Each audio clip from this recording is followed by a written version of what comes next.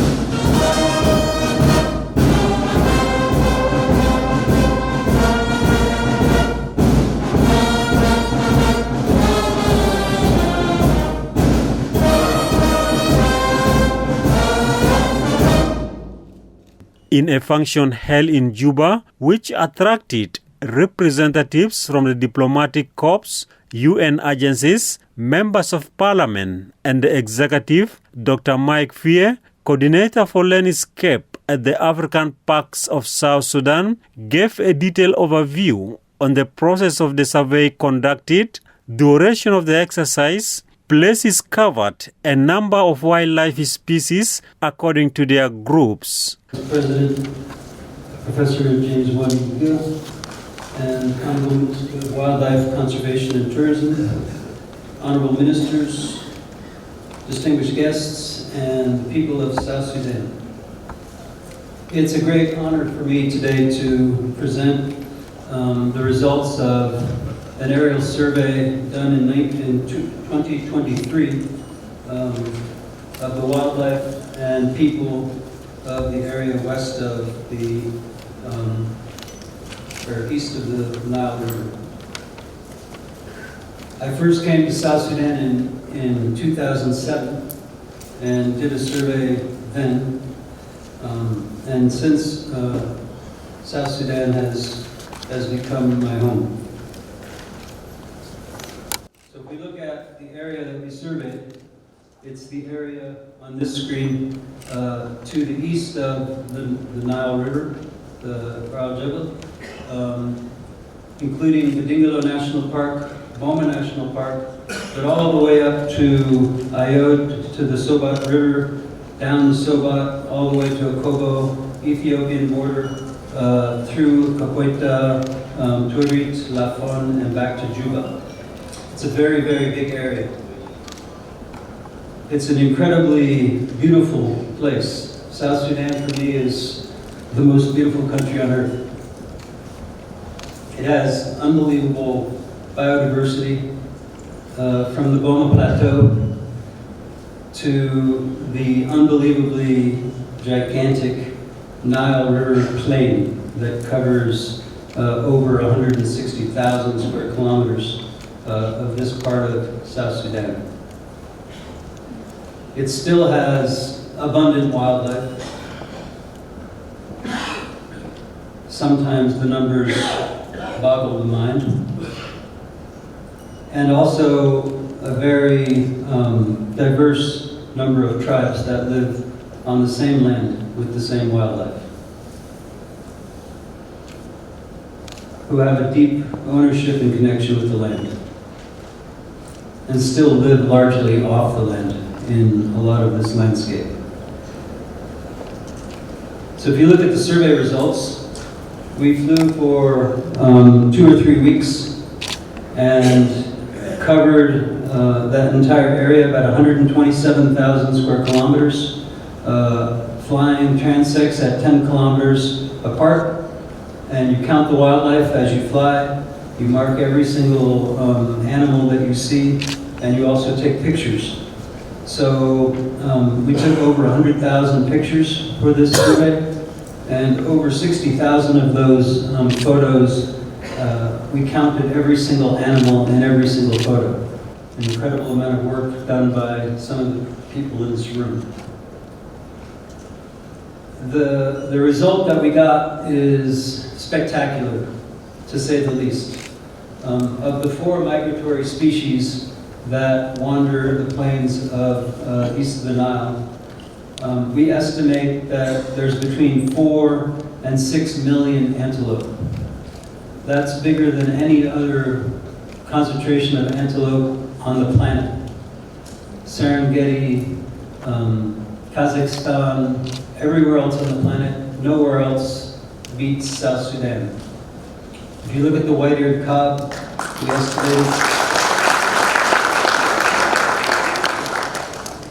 we estimated the population of white-eared cob at between 3.6 million and 4.9 million. That's already bigger than the wildebeest of the Serengeti, about 2 times. The tiang between 170,000 and 622,000, the Mongol gazelle between 198,000 and 319,000, and the reed buck, last but not least, 59,000 to 212,000. So once again, today we're telling the world at large that South Sudan has the largest mammal migration on the planet, which is a pretty spectacular fact. If you look at the results from this survey, you can see the dots on this map, and you can see that the wildlife is extremely widespread over the entire landscape. The white-eared cob dominating with at least 4 million, and then the other 3 species more in the south. You can see from collar data, we put collars on animals to follow their migration pattern, and you can see that animals travel from Gambela in Ethiopia all the way to 25 kilometers from Juba. The same animal who could travel sometimes 4,000, 5,000 kilometers in 1 year, a single animal. So they're walking every day, every day. And if you see the red dots on the map, that's the human distribution that we encountered in this survey. So you can see that the wildlife and the humans occupy a different space. And it's mainly due to pressure that humans put on wildlife, but also availability of water. Unfortunately, the other species, beyond these 4 migratory species, are very much reduced. Elephants, rhinos, giraffe, hippos, many other species have been severely reduced since the 1980s, and even since the first survey in 2007. But the good news is the remnants are still there. We still have elephants. We probably still have at least 1,000 elephants. We probably have 700 giraffe. We have a few hundred buffalo, maybe 500 buffalo. So there is hope to bring these species back. But if you look at the numbers from the 1980s, for instance, buffalo, in South Sudan there were probably 200,000 buffalo. And today, only maybe a couple of thousand. So other than the migratory species, we have lots of work to do. But this photo is from yesterday. We took this photo south of Otalo in the Jom Swamp. And that's the first buffalo we've seen in the central area of the landscape in the past 2 years. So maybe things are changing. We don't know. But that's the first picture of buffalo we've been able to get. The bird life also in this landscape is probably more large birds than any place on the planet. The storks and the vultures and all of the other species are incredibly abundant. So as the country develops, as peace comes to the country, we know that development will come. Roads will be built, mining will happen, oil will happen, all of these things will start to arrive on this landscape. And we need to think about the big picture, we need to think about how we're going to make it possible to preserve this wildlife and at the same time develop the country. Through proper land use planning, we can definitely do that. So we look forward to working with the South Sudanese government for however long it takes to reconcile development with wildlife. I think that the wildlife in this country will bring huge notoriety to South Sudan, and we can convince people that South Sudan is a beautiful and wonderful place. Thank you. Speaking at the event, Charles Wales, the operation director of the African National Parks Network, says the network believes South Sudan has fertile land for wildlife conservation. We gather today to celebrate the announcement of results from the aerial survey conducted in 2023, confirming that South Sudan is home to the world's most abundant large mammal migration. As Mike has said, this is a spectacular natural phenomenon of immense ecological significance. There's nothing else like it on our planet, which is why the results of this survey deserve to be a source of great pride for the people of South Sudan. Through a partnership between the Government of South Sudan, the Ministry of Wildlife Conservation and Tourism, African Parks and the Wilderness Project, we have conducted the most extensive aerial survey to date of wildlife in the region known as the Boma, badingilo, landscape. The results have officially quantified a true wonder of nature, the greatest large mammal migration on Earth. We at African Parks are committed to working with the Government of South Sudan and local communities to protect this vital ecosystem for the benefit of the nation. As this migration crosses the border into Ethiopia, we should also coordinate our efforts to safeguard this shared national assets regionally. Traditionally, local communities sustainably harvest the migration antelope species for their own use. Any conservation intervention therefore needs to support this use, because these communities are the custodians of the landscape and its wildlife, and have been for generations, depending on it for their food and livelihoods. However, the uncontrolled harvesting of antelope and the supply of venison for markets outside this landscape, which includes exports to neighboring countries, poses a new and grave challenge. Even with such staggering numbers, unmanaged exploitation could trigger the collapse of the migratory patterns, ecological integrity, and the livelihoods of people who depend upon their natural bounty. We believe that conservation of wildlife in this landscape can, however, be aligned with South Sudan's much-needed economic development for the benefit of both people and nature. The long-term conservation and protection of this migration landscape can only be achieved through the active participation and engagement with government institutions at national, state and district levels, as well as traditional authorities and, importantly, the local communities. By implementing effective management and infrastructure, including support of sustainable development opportunities that provide people with incentives to conserve rather than exterminate wildlife, conservation areas can become the anchors of prosperity and security. We are deeply grateful to our funding and technical partners who made this survey and the ongoing development of Boma and Badingilo National Parks possible. We also thank the communities who are invested in these conservation initiatives. And most importantly, we thank the Government of the Republic of South Sudan for its commitment to protecting this ecosystem of crucial importance for the nation, for Africa, and for the world. We remain committed to working in partnership with all of you to ensure the long-term survival of this national treasure. The Dean of Ambassadors and Eritrean Ambassador in South Sudan, Yohannes Tekle-Michael, stresses that President Kiir's declaration means more achievements not only to South Sudan, but also to the neighboring countries. I witnessed this of the wildlife migration census result for Boma, Kandiaga, and Jongole landscapes. Mr. President, honorable top government officials, South Sudan is blessed by wild life skills. Meanwhile, wildlife remains the backbone of the Republic of South Sudan trade.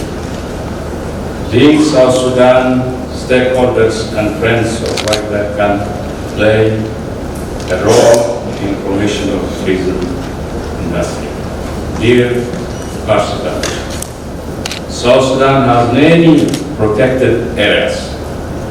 Mention some: 6 national parks and 12 game reserves with a high level of wildlife species in the environment. This result shows that South Sudan is number one worldwide in the wildlife migration, with the large name of the species such as Mungala, gazelle, white-eared hawk, and other species. It's a great history for South Sudan to declare this great migration to the international community. Excellencies, this population census is conducted only in Boma, badingilo, and Jongole landscape only. Excellencies, this operation signals South Sudan as a massive tourism destination and wonderful country to visit. Finally, I call on the partners to play a role in attracting more tourism and mobilize funds for the success of this historic event. I thank you. Shukran. Nicholas Haysam, the special representative of the UN Secretary General in South Sudan, calls on the government of South Sudan to open new partnership opportunities, especially in areas of wildlife and tourism. I'm honored to be with you today for the launch of this wildlife migration survey by the Ministry of Wildlife Conservation and Tourism. And I congratulate all the participating partners for the historic results of this survey. These findings tell a story of hope. What was once thought to be lost in decades of conflict has not only been rediscovered, but is in fact thriving. This is a national asset and a gift, one which provides a source of unity and pride for the people of South Sudan at a time when the country is otherwise battling with food insecurity, economic hardship, flooding, and the impact of the conflict in Sudan. This announcement is an opportunity for the country to embark on a new narrative, one that is not associated with conflict and poverty. The United Nations family recognizes the transformative potential of South Sudan's wildlife, including as an anchor for a viable tourist sector. It could significantly contribute to non-oil revenue, and if there is an enabling environment of peace and stability and prudent stewardship of this precious natural resource. We therefore encourage the government to open doors for partnerships in its conservation efforts and in building the foundations of a sustainable tourist industry. For this venture to be successful, it is critical for communities to feel ownership of and to benefit from this public good, particularly through access to employment and livelihoods, and for the government to play a role through public sector investments. I want to acknowledge the close collaboration between the government of South Sudan and UNESCO to prepare South Sudan's nomination to the World Heritage Committee for a listing of South Sudan's White Nile migrations on the World Heritage List. This will pave the way for initiatives to preserve the country's rich biodiversity and contribute to the achievement of the Sustainable Development Goals, in particular SDG 15, for the sustainable use of life on land, sustaining, conserving and preserving the country's rich biodiversity and natural heritage, and in generating revenues and livelihoods for local communities. But to promote the untold story of South Sudan as the land of great abundance, fundamental freedoms must be allowed to flourish, such as the freedom of movement and of expression, to allow, if only, the capturing in photographs of this magnificent landscape. These are the same freedoms required to foster the kind of creative industries that will enable South Sudan to take charge of its own story, its own destiny, and to ensure this young nation does not fall off the map. All this underscores the urgent need to redouble our collective efforts to support the implementation of the revitalized peace agreement so that South Sudan can claim its right to peace and prosperity.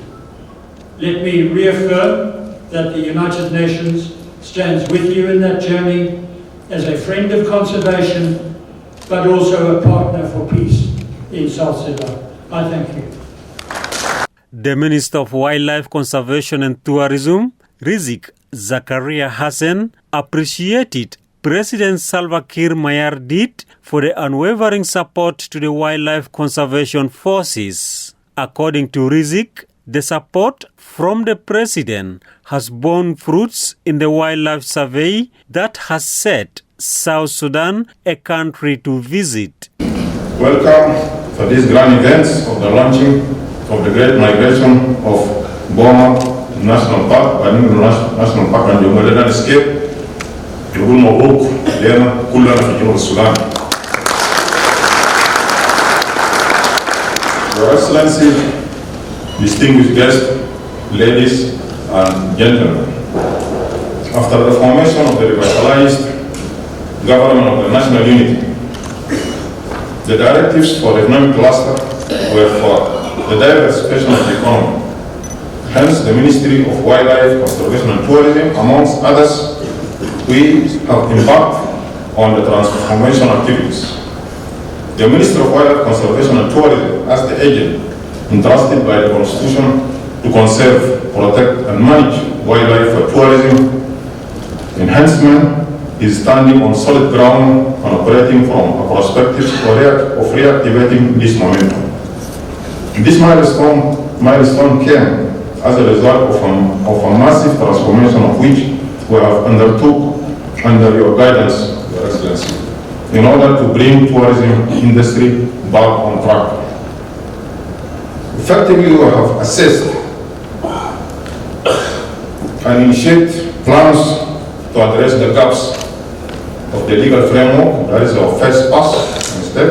It includes the laws, regulations, and policies through the relevant desk. Now most of our laws and policies are at respective stages. Also, we have underscored auditing and reviewed agreements and MOUs with partners, of which some of them who have proven to be below the expectations are not transparent to the Ministry. And by the way, that is our most serious challenge with our partners. Most of our partners, they are not so transparent. Those who are below the expectations are not transparent. We are blessed to face out peacefully. We have actually flushed some of them out. While the committed ones are still on board, and in this juncture, for the Ministry of Wildlife Conservation, we have the Fauna for All International, and we have in Jojo. Those are the two currently operating entities plus African National Park. Currently, the Ministry engaged in multiple dimensions of activities which are processing the laws and regulations. That is one serious gap. Establishing the relevant policies, almost we are at the final stages. Establishment of a deterrent law enforcement unit so that we protect our resources. Development of the infrastructures that remain one of the very serious challenges. Marketing and promotion, I think that will be our overall assignment. Your Excellency, we have established links with regional and international conservation and tourism entities for complementing the technical gaps for the development of the tourism industry of the country. Along this course, we have come across different partners, but African Park Network remains the most experienced based on their wide compliance in managing parks in Africa. They are managing 21 parks in Africa in 12 different countries. That's why we committed ourselves so that we sign up with them this partnership. Your Excellency, the President, distinguished guests, we appreciate African Parks Network, whom have accepted to join us in the process of the transformation, and we have signed with them an MOU. In this MOU, we have transformed African Parks. We name it African Park South Sudan. It's not the mother African Parks, but we have adapted it into our context. That was in 2022. Task for the conservation and management of Badingilo National Park, Boma National Park, and Jongle landscape. That means they are entrusted for the migration and the indigenous species within those areas. In April 2023 up to January 2024, in the initial briefing they say 2023, but the processing of this transformation went with us up to 2024. In April, that's where we have finalized this transformation process. In April 2023 up to January 2024, the Ministry of Wildlife Conservation in collaboration with the South Sudan African Parks Network have carried out massive area surveys within Boma, badingilo, and Jongle landscape up to far northeast, close to the Sobat River. These have culminated into a massive finding in the wildlife population and its diverse migratory species and indigenous species. The census population estimate indicates that Boma, badingilo, and Jongle landscape contains the largest global migration of antelopes on Earth. The figures will be launched by His Excellency the President. This operation signals South Sudan as an appropriate tourism destination and a country to visit. We are sending this message that we are a country to visit based on these marvelous findings. In the today events, we are celebrating the findings of only 10%. And by the way, Boma and badingilo constitute only 10% of our protected areas. We have other 16 protected areas plus the other 12 aspects. These findings constitute only 10% of the entire protected areas of the country. Hopefully soon we will be inviting to the unearthing of the rest. I'm quite sure such events will continue as long as we are still digging deep. Excellency the President of the Republic, distinguished guests, after conducting this survey with the above amazing results, we have developed multiple sustainability stages, strategies to include capacity building, effective conservation education and awareness, deterring laws, enforcement, promotion and marketing. By the way, we have very serious cultural challenge. Most of our indigenous people, most of the people whom live within the protected areas, some of them, they saw those animals belong to them. And we are telling them those are national assets. You see, these are part of the awareness that we are hardly working on it. And we want them to understand those are national assets. The land of black abundance, tourism will be flourished as a unique tourism destination, boosting the economy, attracting domestic and foreign investors, creating massive lucrative jobs. That will be the result of what we are doing now. Please enjoy the privilege of the first. Come and enjoy the most. That is for tourists. Welcome for this purpose, both domestic and international tourists. Welcome for these marvelous sceneries. At the end, in my conclusion to complete the remarks, I would like to give my heartfelt thanks to His Excellency General Salva Kiir Mayardit, the President of the Republic of South Sudan, the Supreme Commander of Wildlife, and the Chancellor of the tourism of the country. Without his guidance, we couldn't reach, and directives, we couldn't reach this long. Thank you very much, Your Excellency. My thanks also goes to Professor James Waniga, the Vice President and the Chair of the Economic Cluster, because the Economic Cluster is the path through which we reach the cabinet.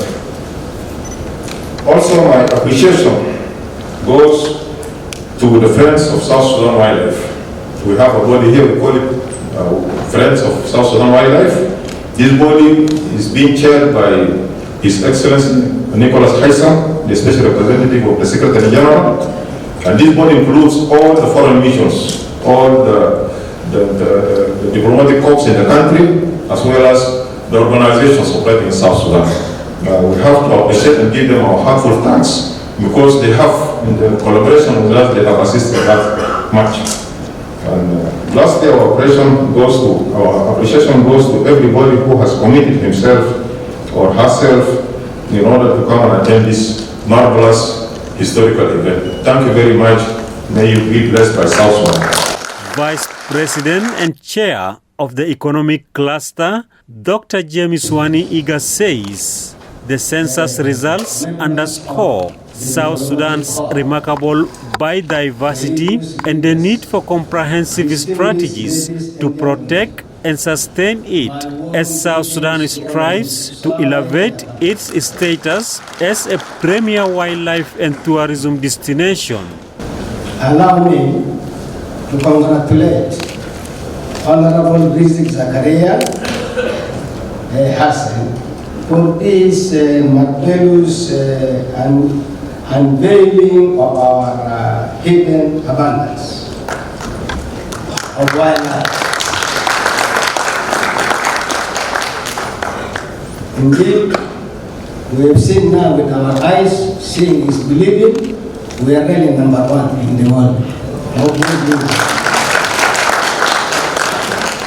This is simply puzzling and incredible. Somebody who has not seen this. I think the sitting of today is going to even market us more. So I thank those of you also who have come.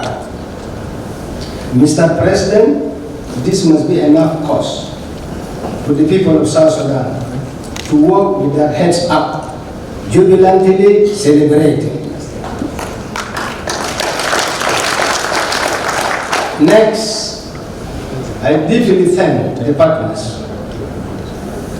who, over the period, made the Ministry of Wildlife jump gigantic steps. They equally deserve appreciation and applause. And this is simply, Mr. President, because of your high outstanding leadership that has brought us to this light of today. Shukran jazilan on that. The ministry has the responsibility to oversee the mobilization and direction of the significant investments at improving South Sudan wildlife conservation, particularly the management and infrastructure for the country's national parks and protected areas. Indeed, we are talking of wildlife and tourism worth of millions of dollars. And with this marketing, I think many will fall. Many tourists will pour into South Sudan. Ladies and gentlemen, there are challenges, however, facing wildlife, and our wildlife particularly, that must be reckoned with. Number one is poaching, especially valuable parts of the animals. Loss of wildlife species to the bush and meat. We have already seen how they are slaughtered. Number three is the disease from wild animals or from domestic animals, accidentally traveled. Number four, the data on large carnivore numbers are few and often do not cover all of the protected areas. It has been difficult to raise awareness, and this is our number one problem. Awareness within our people, so that we stop killing, so that we know that it is illegal. I think we will all go from here like a bishop preaching the gospel of no killing, animals. We will achieve a lot if we do that. Because this is really going to attract a lot of tourists to our country. The main cause of these changes is in land use and the increasing charge for farmland, which lead to a decrease in the wildlife range. That is also another. So the few solutions I wish to offer before I conclude is that the building relationship, that is developing trust, providing positive incentives for conservation. This is also important, including for our staff and workers in that field. Effective and fair law enforcement. I'm underlining more or less what I said earlier. Setting priorities is also important for our wildlife. Building skilled staff will make us better manage. On the socio-economic side, to equitably distribute the costs and benefits of long-term lion management. We have already heard from the experts, lions are getting very scarce. And they are actually, everybody would want to see where is the lion first before you even see the buffalo. Because it devours people, so people are very eager. But they are getting scarce. The other solution is develop and implement harmonious, comprehensive legal and institutional frameworks that provide for the expansion of wildlife integrated land use. Politically, let us ensure that global policies better reflect the will and intent of the region. We are neighboring a lot of countries, and national sustainable use, including the policies and practices. In that connection of remedies is prevent illegal trade in the most valuable animals, or all these animals, but especially the elephant and rhino and so on. Your Excellencies, in conclusion, there will be a need to liaise with Wildlife Department in South Sudan, with the conservation of other institutes in the neighboring country, including in the Democratic Republic of Congo. In any transboundary activities, we need to involve the Ministry of Tourism, Trade and Industry because of the direct implications of large carnivore conservation. Finally, we need to deploy the police, wildlife officers, and judiciary to tackle wildlife crime in our country in a more robust way. And there is dire need to generate maximum potential from this sector. Now that we are number one in the world. And therefore efforts got to be made to inject the minimum initial input, including capital, budget, from all stakeholders, really, including our partners, to step up the little that they were already doing.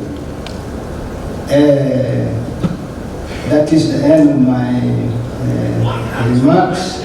Your Excellency, the President of the Republic, you are very much welcome to give your address to this August gathering.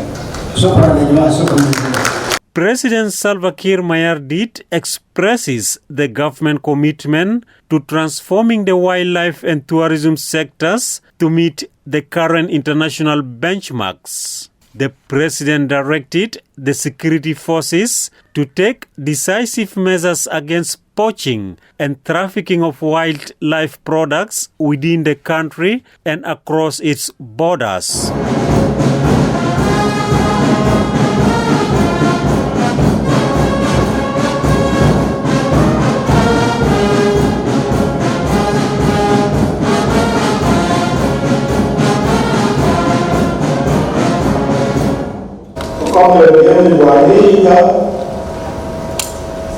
Vice President and Chair of the Economic Cluster. Esteemed guests,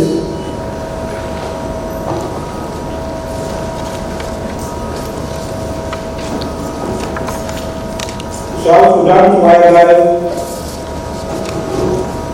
a treasure to protect and promise for the future. I am honored to have you join us today as we unveil the results of the South Sudan Wildlife Census for the Boma, badingilo, and Jonglei landscapes.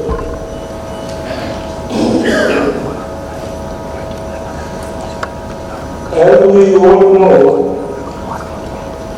South Sudan is a land rich in biodiversity,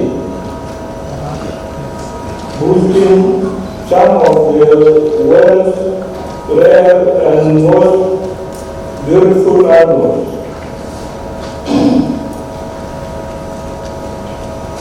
Our residents and protected cultural sites provide a haven for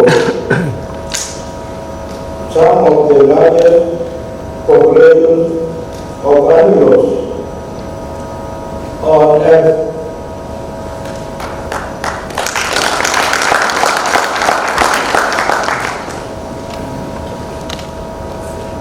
Today, with great pride, I announce that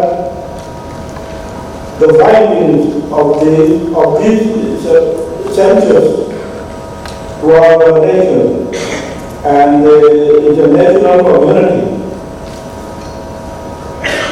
is that, and Kwani said it before, that it has brought us to number one.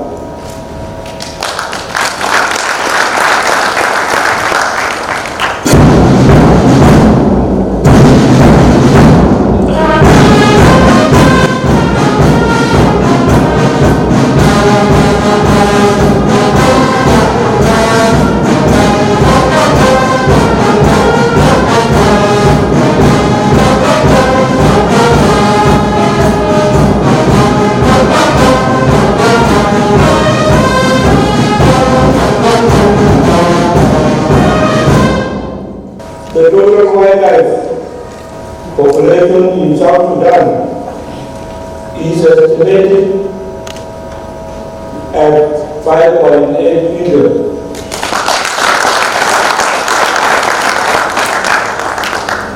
Although the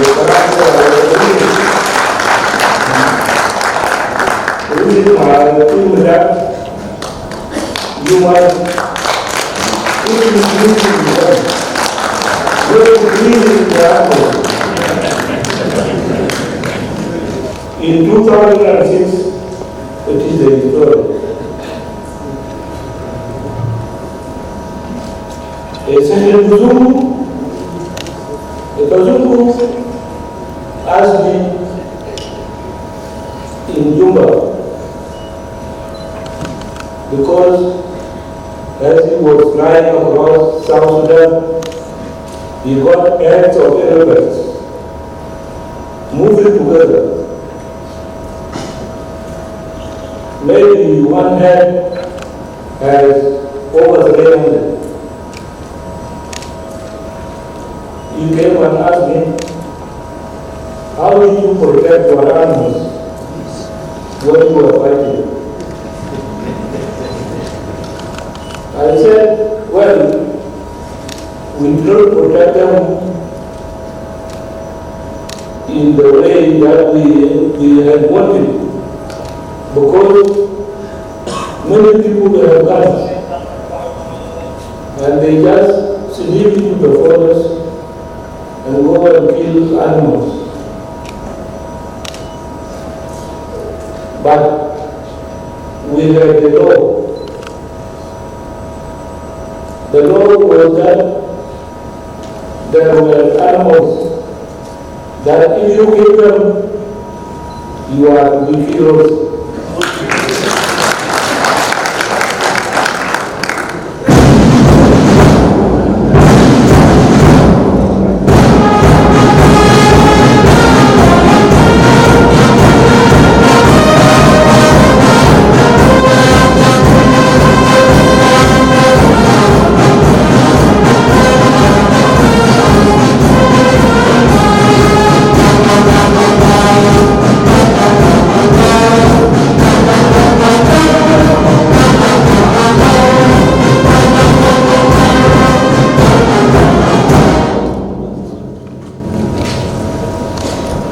Ladies and gentlemen, in the 1970s, the Ministry of Wildlife, Conservation and Tourism played a vital role in our nation's revenue generation.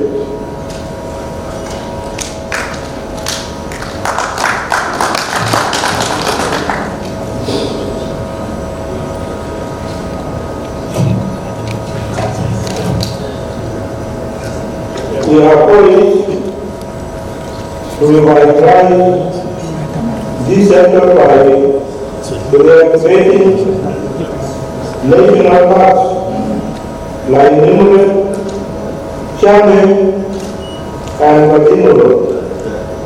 As South Sudan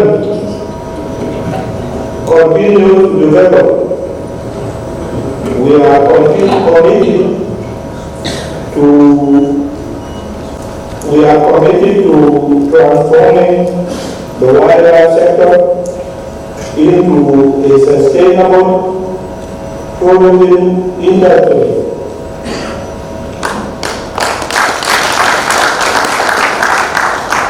To achieve this, I call upon the security forces, particularly the Ministry of Wildlife and its partners,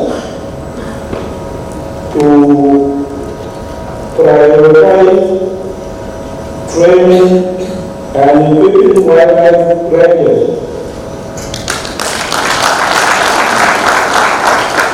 to combat poaching and wildlife trafficking within protected. Let me be here and individual found engaging in poaching or wildlife trafficking in South Sudan will face the full force of the law.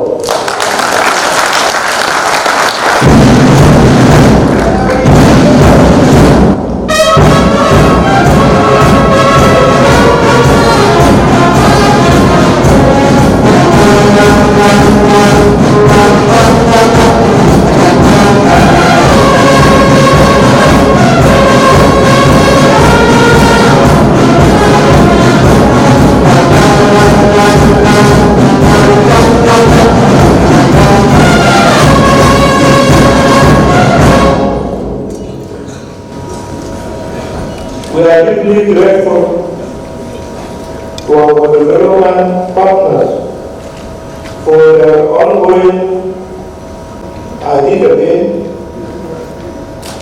We are deeply grateful to our development partners for their ongoing collaboration in promoting tourism in our nation.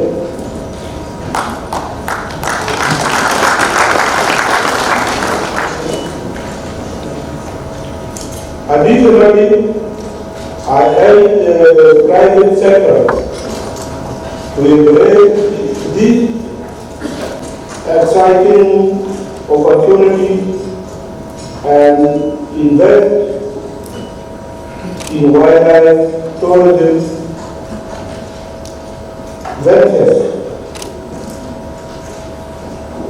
Protecting our heritage is a shared responsibility.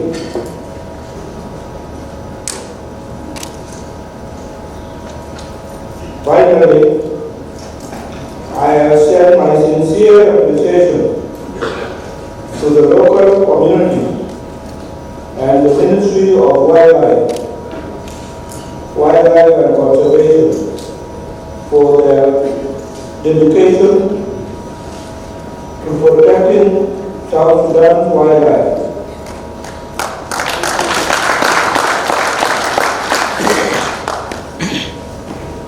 The Ministry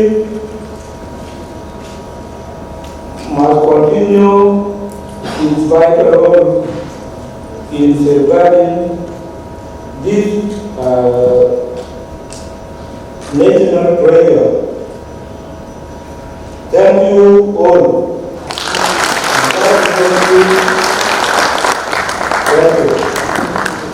With the unveiling of the overwhelming results of wildlife migration census, South Sudan is now at the forefront as the world's largest mammals migration destination.